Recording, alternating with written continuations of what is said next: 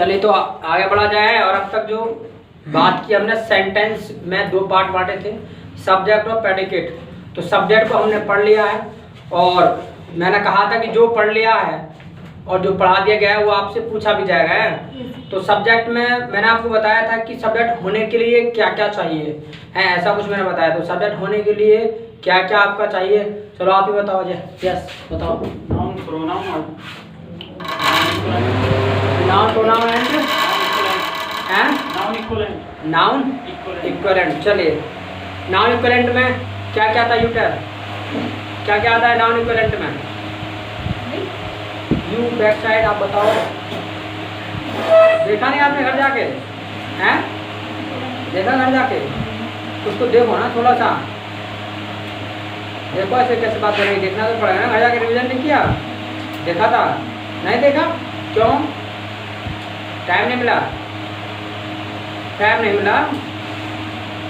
देखना है तो उसको घर जाके देखो ना, उसको जल्दी बात बनेगी। बढ़ जाओ। Yes teacher. जीरेंट और इन्फिनेटिव्स। जीरेंट का मतलब क्या होता है? जीरेंट V1 प्लस ING। इन्फिनेटिव्स का मतलब 2 प्लस V1। चलिए गुड। और आप बताओ, जो मैंने बताया था उसके बाद हमने पढ़ा था कि सब्जेक्ट आपका दो तरह का हो सकता है, वो कौन कौन सा होगा? Dual, non dual. Non doer.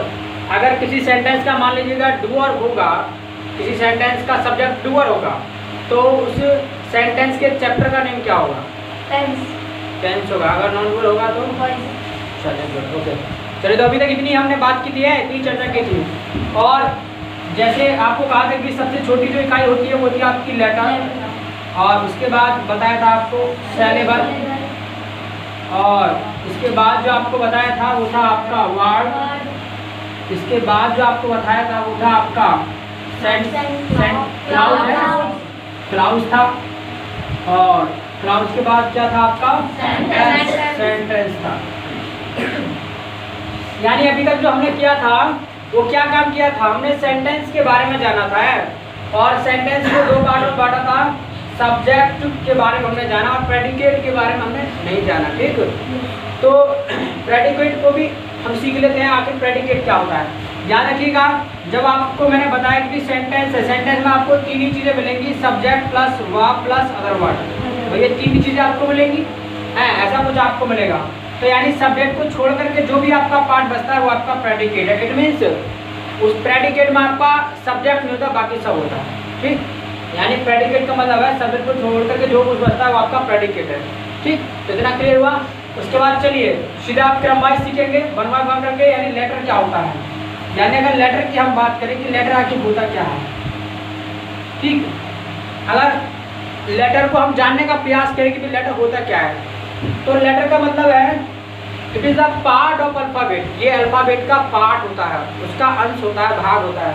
यानी इसको एक ही लाइन में समझे तो it is the part of alphabet, यानी it is the part of alphabet.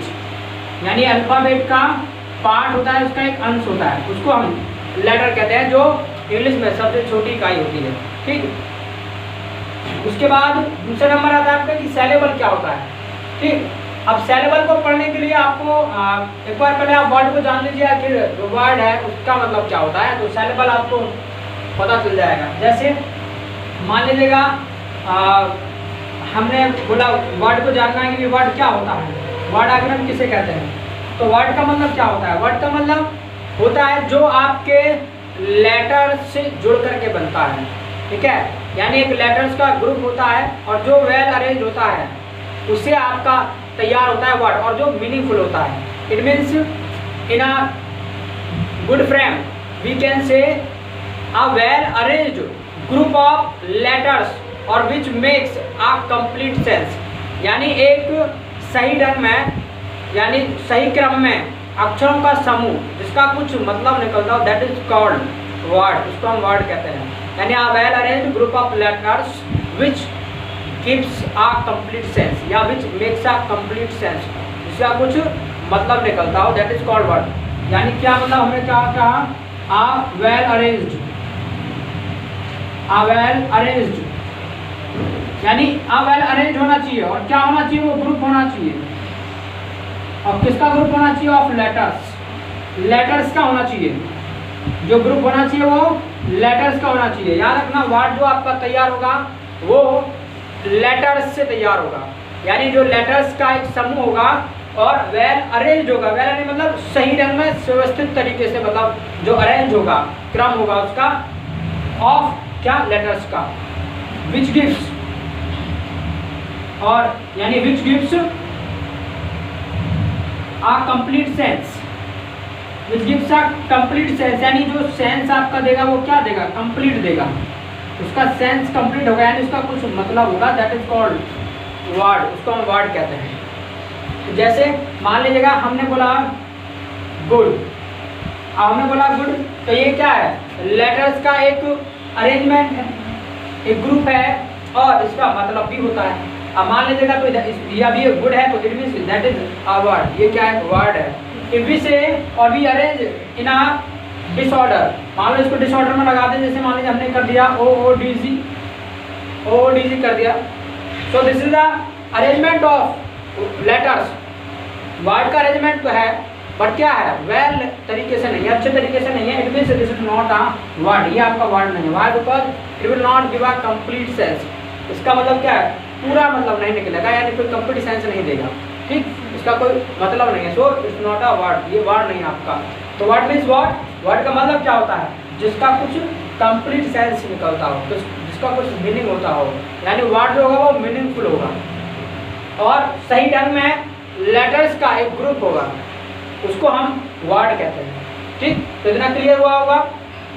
उसके बाद जो नंबर आता है आपका वो आता है सेलेबल। आपने सेलेबल क्या होता है? तो सेलेबल जानने के लिए एक काम करिए, पहले मैं चाहता हूँ कि इसको लिख लिया जाए, और जो यूट्यूब पर देख रहे हैं वो मैं उनको टाइम दे रहा हूँ, इसकी शॉर्ट ले लेंगे, उसके बाद आगे बढ़ते हैं। चलिए, तो लिख लिया है। Yes, और जो वीडियो देख रहे हैं उन्होंने वीडियो पॉज करके स्क्रीनशॉट ले लिया होगा, ठीक है? तो आगे बढ़ते हैं। तो हमने अभी तक जाना कि आपका जो लेटर है वो क्या होता है। तो letter means it's a part of alphabet, है? तो ये क्या है? अल्फाबेट का पार्ट होता है। और वर्ड की बात करें तो a well arranged group of letters और which gives a complete sense, that is called word. उसको वर्ड कहते हैं। जो एक सही अरेंजमेंट है लेटर्स का ग्रुप, उसको हम वर्ड कहते हैं। चलिए, तो यानी दो चीज हो गया, लेटर हो गया आपका, वर्ड हो गया। आगे सेलेबल क्या होता है? तो सेलेबल का मतलब क्या होता है ये जानने का प्रयास करेंगे। तो सेलेबल का मतलब क्या होता है? तो सेलेबल का मतलब है आ वर्ड, या तो ये एक वर्ड ही होता है, यानी सेलेबल क्या है? आ वर्ड, या तो एक वर्ड ही होता है और अ पार्ट ऑफ वर्ड, या फिर क्या है? पार्ट होता है किसका? वर्ड का। यानी इट मीन्स ये क्या होगा? वर्ड का एक अंश होगा, भाग होगा, हिस्सा होगा। या तो एक सेलेबल एक वर्ड ही होगा और अ part of word, that is called saleable, उसी को हम सेलेबल कहते हैं। तो ये दो तीन वर्ड में इसको चीजों को समझने का प्रयास करेंगे।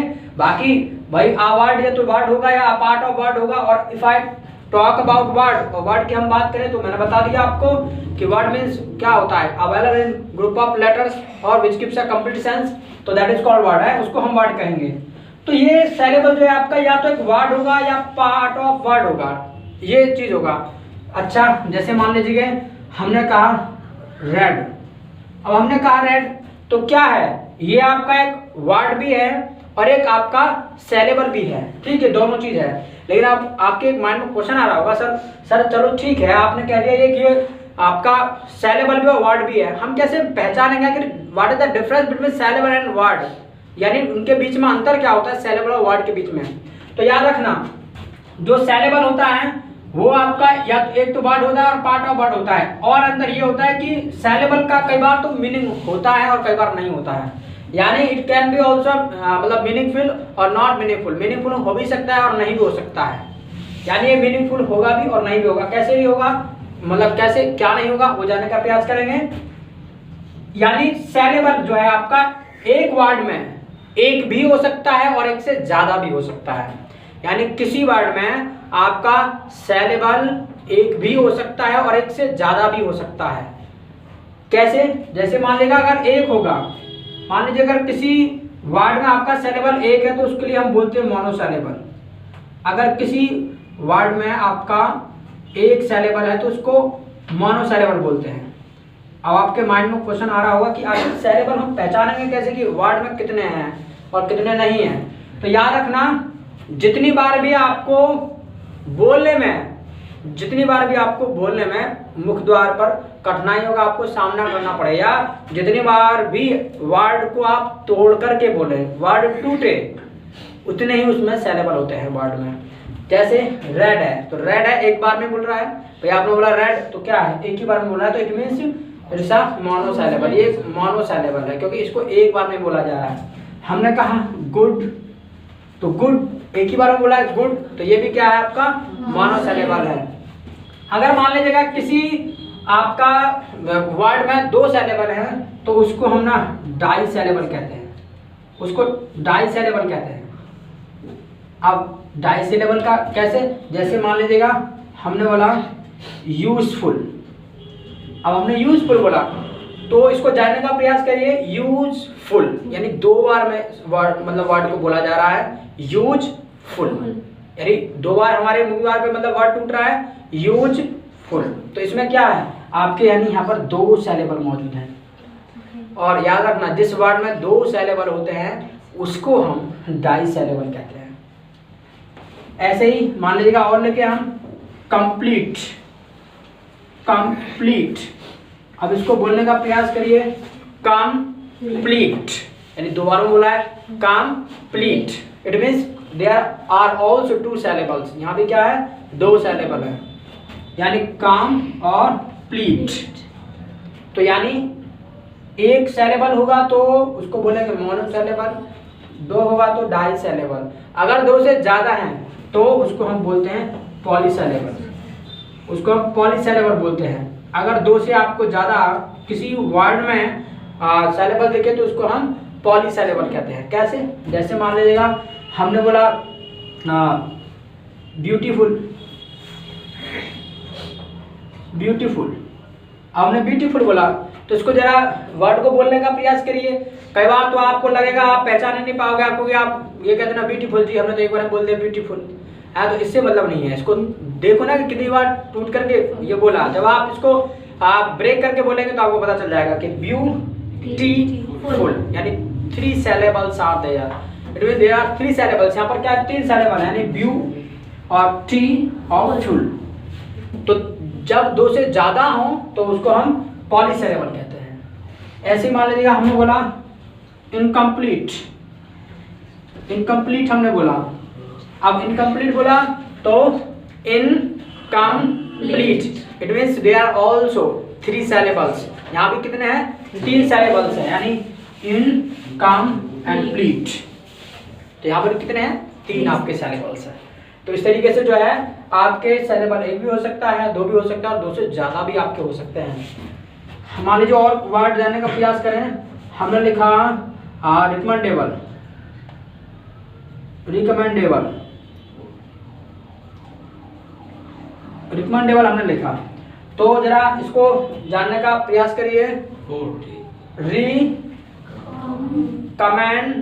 रिकमेंडेबल कितने हैं, 4 syllables, देयर आर 4 syllables, यानी री और कमेंड डे और बल, कमेंड सर, कमेंड, री कमेंड डे बल, 4 हो गया भाई, 4 syllables हो गए ना।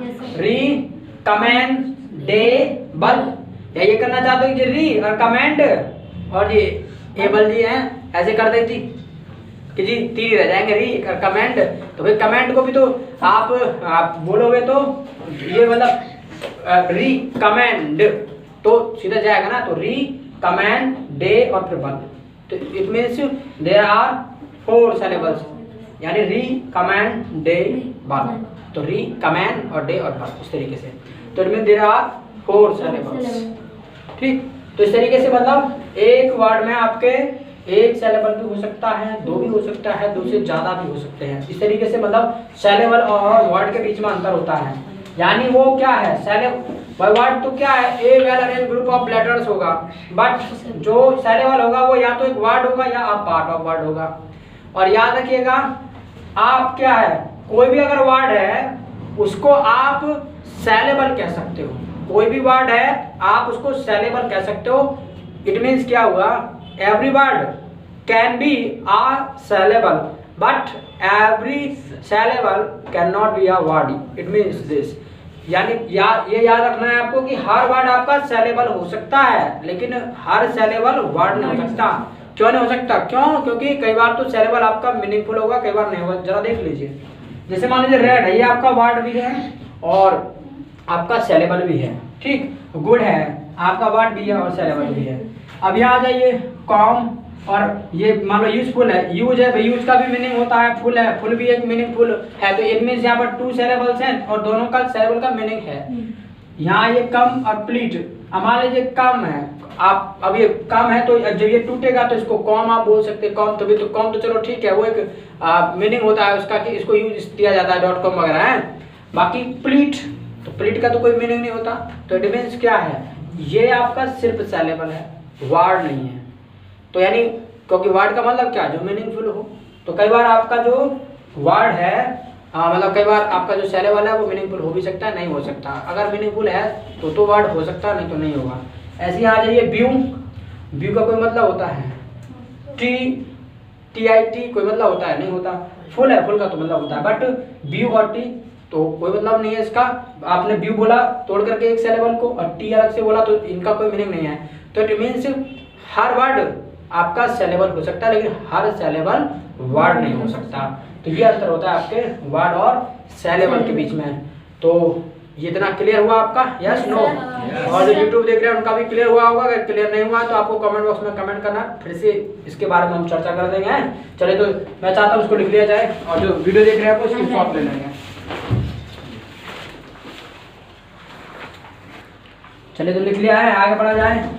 तो हमने जाना यानी किसके बारे में, सेलेबल के बारे में। तो यानी सेलेबल भी हमारा क्लियर हुआ है। तो सेलेबल यानी क्या, हर वर्ड आपका हो सकता है सेलेबल लेकिन हर सेलेबल आपका वर्ड नहीं हो सकता।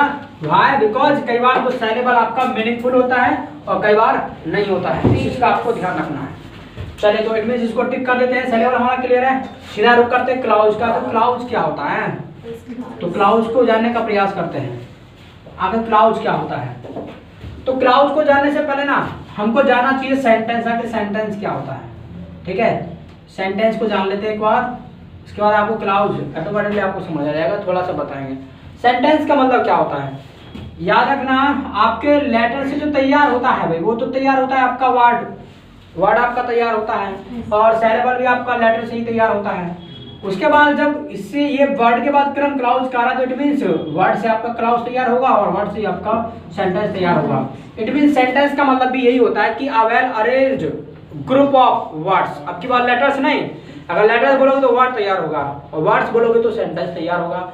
इट मीन्स क्या, सेंटेंस का मतलब क्या कि a well arranged group of words और which gives a complete sense, that is called sentence. उसको सेंटेंस कहते हैं, ठीक, जिसका कुछ मतलब निकलता हो। जैसे हमने मतलब जानने का प्रयास किया क्या कि a well arranged group of words, यानी अब की बार लेटर्स नहीं आएगा, वर्ड्स आएगा, because we are talking about sentence not about a word. तो a well arranged group of words और which gives a complete sense, यानी जिसका कुछ मतलब निकलता हो, दैट इज कॉल्ड सेंटेंस। उसको हम सेंटेंस कहते हैं। जैसे मान लीजिएगा हमने बोला Raju is a good boy, तो Raju is a good boy, तो Raju is a good boy यानी क्या है, वर्डों से मिलकर के बना है और इसका मीनिंग भी है, ये मीनिंगफुल भी है। So it is a sentence. ये क्या है, एक सेंटेंस है। ठीक, इतना क्लियर हुआ। अब मान लीजिएगा इसी को हम उल्टा पुल्टा कर दें। हमने कर दिया मान लीजिए गुड, उसके बाद कर दिया आ, उसके बाद बॉय है, उसके बाद कर दिया इज और उसके बाद कर दिया राजू। तो बोलो बात खराब हो कि नहीं हो गई? सेंटेंस तो है बट नॉट मीनिंगफुल नहीं है। तो it means not a sentence. Why? Because sentence का मतलब है कि जो मीनिंगफुल हो, वेल अरेंज्ड ऑफ मतलब well arrange group of words हो, यानी शब्दों का सही क्रम होना चाहिए, अरेंजमेंट सही होना चाहिए, वो एक ग्रुप हो, दैट इज कॉल्ड सेंटेंस, उसको हम सेंटेंस कहते हैं। So it's not a sentence, ठीक, इट्स अ सेंटेंस। तो इस तरीके से आपका सेंटेंस होता है। अच्छा, नेक्स्ट नंबर आता है अब आपके क्लाउज का, कि क्लाउज क्या होता है। तो क्लाउज को जानने का प्रयास कर लेते हैं, कोई नई बात नहीं क्लाउज को जानना। आगे क्लाउज क्या होता है। क्लाउज का मतलब है आ सेंटेंस, सॉरी सेंटेंस नहीं, क्लाउज का मतलब है कि it has one subject and one verb, यानी it has one subject and one verb, यानी इसमें क्या है, एक सब्जेक्ट होगा, एक इसमें क्या होगी, वर्ब होगी, उसका मतलब क्लाउज होता है। यानी it has one subject and one verb, सिर्फ इतना ही सीमित होता है इस चीज में। यानी क्लाउज में सिर्फ और सिर्फ आपको जो मिलेगा वो सब्जेक्ट और वर्ब मिलेगा, इसके बाद जो तीसरा वर्ड आता है अदर वर्ड वो नहीं मिलेगा। इट मीन्स, यानी इसको स्ट्रक्चर के माध्यम से जानने का प्रयास करें, क्योंकि सेंटेंस जो होता है, जैसे सेंटेंस है, मान लीजिए सेंटेंस की अगर हम बात करें तो सेंटेंस में ना तीनों चीजें होती है, सब्जेक्ट भी होता है, वर्ब भी होता है और अदर वर्ड भी होता है। इसमें आपकी तीनों चीजें आती हैं, सब्जेक्ट, वर्ब और अदर वर्ड। लेकिन जो क्लाउज है इसमें सिर्फ और सिर्फ आपका सब्जेक्ट और वर्ब ही आता है, ये इतना ही आपका सीमित होता है। कैसे, जैसे मान लीजिएगा हमने लिखा एग्जाम्पल के तौर पर ही प्लेस, और हमने ही प्लेस बोला, तो ही प्लेस यानी सब्जेक्ट है और वर्ब है, यानी it means it is a clause. ये क्या है, एक क्लाउज है, क्योंकि क्लाउज का मतलब है कि जिसमें सब्जेक्ट और वर्ब ही हो, अदर वर्ड ना हो, दैट इज कॉल्ड क्लाउज, इसको हम क्लाउज कहते हैं। और मान लीजिएगा इसमें अगर अदर वर्ड होता जी, मान लो क्रिकेट, तो माइंड में क्वेश्चन है क्या ये क्लाउज नहीं है, बिल्कुल क्लाउज है। और बट याद रखना ये आपका सेंटेंस भी है, ये एक सेंटेंस भी है और क्लाउज भी है, बट रिमेंबर दिस पॉइंट और keep this thing in mind that जो आपका ही प्लेज है ना, सब्जेक्ट और वर्ब, ये क्लाउज सिर्फ यहीं तक है, और इसके बाद अगर अदर वर्ड को भी आप जोड़ रहे हैं तो उसके बाद ये आपका सेंटेंस बन जाएगा। तो इट मीन्स ये दोनों है, ये आपका क्लाउज भी है और आपका सेंटेंस भी है। जब क्लाउज की बात होगी तो सिर्फ ही और प्लेस तक ही आपका मतलब ये सीमित रहेगा, नहीं सब्जेक्ट और वर्ब तक आपका सीमित रहेगा क्लाउज।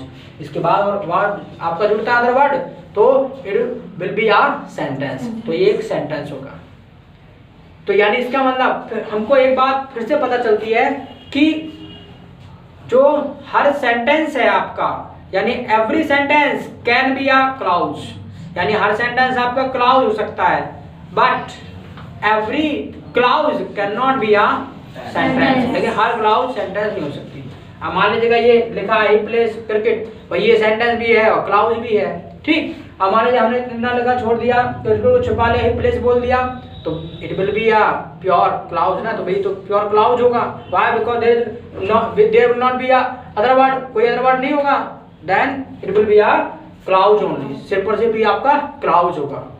तो क्लाउज का मतलब है जिसमें सिर्फ और सिर्फ सब्जेक्ट और आपका वर्ब हो, उसमें दो ही चीजें आपको मिलेंगी। This is the difference between sentence and clause, ये क्लाउज और सेंटेंस के बीच में अंतर होता है। यानी सिर्फ आपको क्लाउज में सब्जेक्ट और वर्ब मिलेगा, और अगर सेंटेंस की बात होगी तो आपको उसमें अदर वर्ड भी मिलेगा। तो आई होप ये क्लियर है यहाँ तक आपका। Yes, sir. चलिए क्लियर है तो मैं चाहता हूँ ये लिख लिया जाए, और बाकी जो यूट्यूब पर देख रहे हैं वो अपना स्क्रीनशॉट कर लेंगे।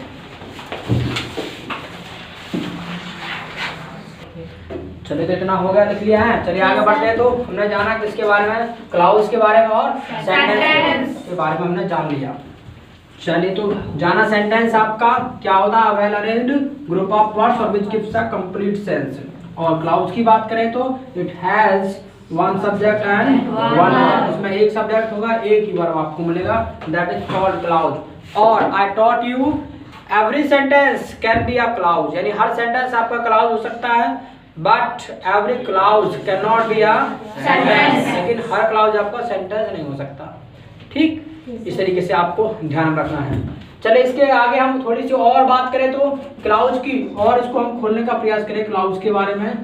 तो मैं आपको बता देता हूं कि जो क्लाउज है आपका, ये आपका तीन तरह का क्लाउज होता है, यानी there are 3 types of cloud mainly, मुख्य रूप से 3 तरह की आपकी क्लाउड होती हैं, यानी there are 3 types there are 3 types of clouds, यानी क्लाउड्स जो है आपकी वो 3 प्रकार की होती हैं। और 3 प्रकार की जो क्लाउड्स हैं आपकी वो कौन कौन सी होती हैं उनको जान लेते हैं। नंबर 1 की बात करें तो वो होती है आपकी प्रिंसिपल क्लाउड्स। प्रिंसिपल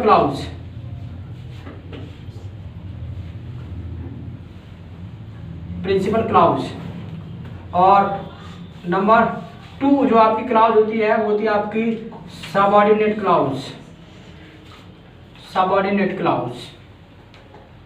और नंबर 3 जो होती है आपकी वो होती है कोऑर्डिनेट क्लाउड्स। ये 3 तरह की आपकी जो है क्लाउड्स होती हैं।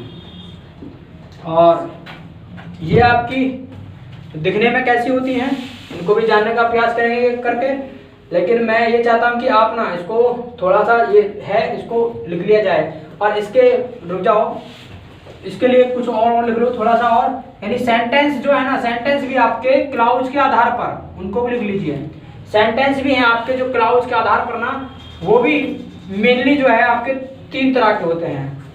यानी सेंटेंस की भी अगर हम बात करें तो क्लाउड्स के आधार पर, क्लाउड्स की बात कर, keep this thing in mind, यानी क्लाउड्स के आधार पर भी देयर आर 3 टाइप्स, वो भी आपके 3 तरह के होते हैं जब क्लाउड्स के आधार पर की हम बात करते हैं तो, यानी there are 3 types of sentence. और on the basis of clouds, यानी क्लाउड्स के आधार पर आपके 3 तरह के सेंटेंसेस होते हैं। कौन कौन से होते हैं उनको भी जान लेते हैं। नंबर 1 की हम बात करें तो वो होता है आपका सिंपल सेंटेंस। नंबर 2 की अगर हम बात करें तो वो होता है आपका कॉम्प्लेक्स सेंटेंस। और नंबर 3 की बात करें तो वो होता है आपका कंपाउंड सेंटेंस। ये 3 तरह के आपके सेंटेंस होते हैं आपके क्लाउड्स के आधार पर। और आपका चौथा और होता है आपका मिक्स्ड सेंटेंस। अब वो क्या होता है वो जान लेंगे, चिंता ना करो। बाकी मेनली जो है आपके 3 ही तरह के होते हैं। बाकी चौथा आपका मिक्स्ड सेंटेंस होता है। अब ये कैसे कैसे होते हैं इसको जानने का प्रयास करेंगे। मैं चाहता हूँ कि पहले इतना लिख लिया जाए, उसके बाद हम आगे बढ़ते हैं। और बाकी स्क्रीनशॉट लेंगे जो यूट्यूब वीडियो देख रहे हैं तो चलिए, तो लिख लिया है, आगे बढ़ते हैं। आगे बढ़ते हैं। चलिए तो लिख लिया तो है। तो हमने जाना कि क्लाउड्स के आधार पर जो है आपके सेंटेंस जो है 3 प्रकार के होते हैं। क्लाउड्स भी आपकी 3 तरह की होती हैं। आखिर कैसे कैसे होंगे सेंटेंस के मतलब टाइप कैसे बनेंगे, हम कैसे पहचानेंगे कि आपका सिंपल है कि आपका कॉम्प्लेक्सिटी, कंपाउंड और क्लाउड्स को हम कैसे पहचानेंगे, तो इनको बहुत जल्दी से जानने का प्रयास करते हैं। अगर हम बात करें सिंपल सेंटेंस की तो सिंपल सेंटेंस दिखने में आपका कैसा होगा, याद रखना। सिंपल सेंटेंस का आखिर मतलब क्या होता है। सिंपल सेंटेंस का मतलब है जिसमें आपको सिर्फ और सिर्फ ना एक ही क्लाउज मिलेगी, और वो क्लाउज कौन सी होगी, वो प्रिंसिपल क्लाउज होगी। यानी जो सिंपल सेंटेंस है, और हालांकि वैसे होता क्या है कि कोई भी सेंटेंस हो, दुनिया का कोई भी सेंटेंस हो, वो प्रिंसिपल क्लाउज से ही शुरू होगा, बिना प्रिंसिपल क्लाउज से शुरू हो नहीं सकता। ठीक, यानी दुनिया का हर सेंटेंस आपका प्रिंसिपल क्लाउज से शुरू होगा। तो यानी इट मीन्स सिंपल सेंटेंस में क्या है कि इसमें आपका प्रिंसिपल क्लाउज होगा, इसमें आपका प्रिंसिपल क्लाउज होगा, और वही आपका सिंपल सेंटेंस होगा। क्यों? क्योंकि उसमें सिर्फ एक ही क्लाउज होगा, जिसमें एक क्लाउज होगा वही सिंपल सेंटेंस होगा। जैसे हमने लिखा एग्जांपल के तौर पर, हमने लिखा आई वेंट और आई वेंट देयर, माने इतना लिखा, या चलिए आई वेंट देयर लिखा, ये एक है। ये आपका लेकिन एक चीज याद रखिए, ये आपका क्या है, simple sentence. I went there, मैंने क्या लिखा, सिर्फ आई वेंट देयर, तो क्या है, एक आपका सिंपल सेंटेंस है। तो सिंपल सेंटेंस मैंने क्या कहा, उसमें एक ही क्लाउज होगी, और एक ही क्लाउज तो है, सब्जेक्ट है, वर्ब है, एक ही क्लाउज है। इट मींस क्या है, ये सिंपल सेंटेंस है आपका। ठीक, दूसरी बात, आखिर ये सेंटेंस कैसे है, तो सेंटेंस को मैंने बताया था उसमें 3 चीज होनी चाहिए, सब्जेक्ट वर्ब और अदर। बोलो तीनों चीज है कि नहीं? Yes, sir. मैंने कहा प्रिंसिपल क्लाउज ये है, क्यों? क्योंकि सेंटेंस की शुरुआत ही प्रिंसिपल क्लाउज करता है। तो अभी प्रिंसिपल क्लाउज है तो हम कैसे माना जी प्रिंसिपल क्लाउज है? तो मान लो ना, क्यों नहीं मानोगे आप? क्लाउज कैसे है? सब्जेक्ट और वर्ब है, तो यानी यहाँ तक ये सिर्फ क्लाउज है। अच्छा अदर वर्ब जुड़ा तो सेंटेंस है, तो यानी सिंपल सेंटेंस का मतलब है जिसमें आपकी प्रिंसिपल क्लाउज होगी और एक ही क्लाउज होगी उसमें। नंबर 2 आपकी आता है आपका कंपाउंड सेंटेंस। मान लीजिए कंपाउंड सेंटेंस की बात करें तो कंपाउंड सेंटेंस क्या होगा? याद रखना, कंपाउंड सेंटेंस हो या कोई भी अनबाउंड सेंटेंस हो, जो भी सेंटेंस होगा बिना प्रिंसिपल क्लाउज का नहीं होगा। इट मीन्स क्या है, इसमें भी आपका प्रिंसिपल क्लाउज होगा, यानी इसमें भी आपका क्या होगा? प्रिंसिपल क्लाउज होगा, प्रिंसिपल क्लाउज होगा आपका।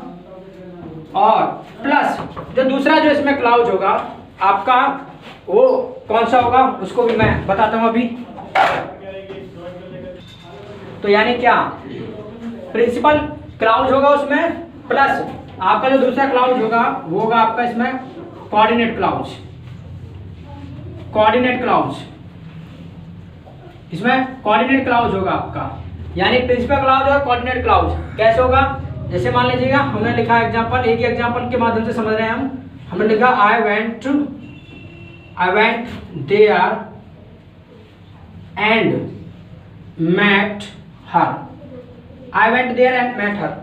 अब इसमें 2 क्लाउज हैं, क्योंकि 2 क्लाउज होंगे तो याद रखना वो सिंपल सेंटेंस बिल्कुल नहीं होगा, क्योंकि सिंपल सेंटेंस मतलब एक क्लाउज होना। और ये आपका है आपका ये कंपाउंड सेंटेंस। ठीक, अब आपको कंपाउंड सेंटेंस कैसे, तो याद रखना जहां भी आपको ना कंजंक्शन मिल जाए, कैसे वाले कंजंक्शन मिल जाए, एंड मिले, बट मिले, और मिले, फॉर मिले, नॉर मिले, इस तरीके के आपको कंजंक्शन मिले। ठीक है, एंड, बट और फॉर नॉट, यानी इन कंजंक्शन को कहते हैं कोऑर्डिनेट कंजंक्शन, क्योंकि यही तैयार करते हैं कोऑर्डिनेट क्लाउज को आपके। तो यहाँ पर सब्जेक्ट है, वर्ब है, एक क्लाउज ही होगी, और यहाँ पर देखो वर्ब है और सब्जेक्ट एंड आ रहा है, तो द्वारा इसी की चर्चा हम कर रहे हैं। यही मान लो मैं ही गया और मैं ही मिला, तो इट मीन्स हम यहाँ पर इसको हिडन रखते हैं, तो यहाँ पर भी आपका सब्जेक्ट है, यानी 2 क्लाउज इसमें मौजूद है आपकी। तो ये आपका क्या कंपाउंड सेंटेंस। नंबर 3 आपका कॉम्प्लेक्स सेंटेंस क्या होगा?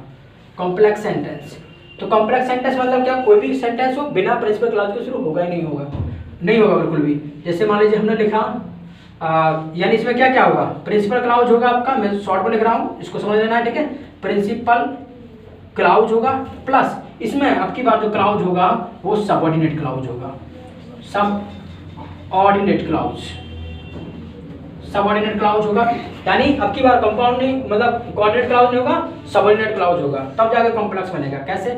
जैसे हमने लिखा एग्जांपल के तौर पर, I went there when she was dancing। I went there when she was dancing, मतलब मैं वहां गया जब वो नाच रही। तो याद रखना, अगर WH जो वर्ड है आपका काम करे कंजंक्शन के जैसा, इसको हम कहते हैं सबऑर्डिनेट कंजंक्शन। WH वर्ड कोई भी हो, वेयर हो, व्हाट टाइम हो, हाउ हो, व्हेन हो, व्हाई हो, तो इस तरीके के जो ये आपके वर्ड होते हैं ये सबऑर्डिनेट कंजंक्शन होते हैं। और जब कोई इनके साथ कोई क्लाउज जुड़ी हो तो वो सबऑर्डिनेट क्लाउज होती है। और या फिर दैट आ जाए, यानी WH वर्ड आया, दैट आए, तो ये आपके सबऑर्डिनेट कंजंक्शन होते हैं। और इससे मिलकर के आपके दोनों से प्रिंसिपल और सबऑर्डिनेट से बनता है आपका कॉम्प्लेक्स सेंटेंस। इस तरीके से होता है कॉम्प्लेक्स। और अगर ये तीनों क्लाउज आ जाए किसी में तो ये बन जाता है मिक्स्ड सेंटेंस। बाकी मेनली 3 ही सेंटेंस होते हैं, आपका सिंपल है, कॉम्प्लेक्स और कंपाउंड है, 3 ही होते हैं। तीनों कैसे जुड़ जाएंगे, तीनों क्लाउज कैसे आ जाएंगे? प्रिंसिपल भी आएगी, सबऑर्डिनेट भी आएगी और कोऑर्डिनेट भी। कैसे? I went there and met her when she was dancing, तीनों हो जाएंगे, तो ये आपका मिक्स्ड सेंटेंस हो जाएगा। तो उम्मीद करता हूँ ये चीज़ समझ में आया होगा। अगर नहीं समझ में आया है तो पूछ सकते हैं। बाकी जो वीडियो देख रहे हैं उनको कोई दिक्कत आती है कमेंट बॉक्स में कमेंट कर सकते हैं। अगर वीडियो पसंद आए तो अपने फ्रेंडों के साथ शेयर करना है। तब तक के लिए keep learning and keep winning. Thank you.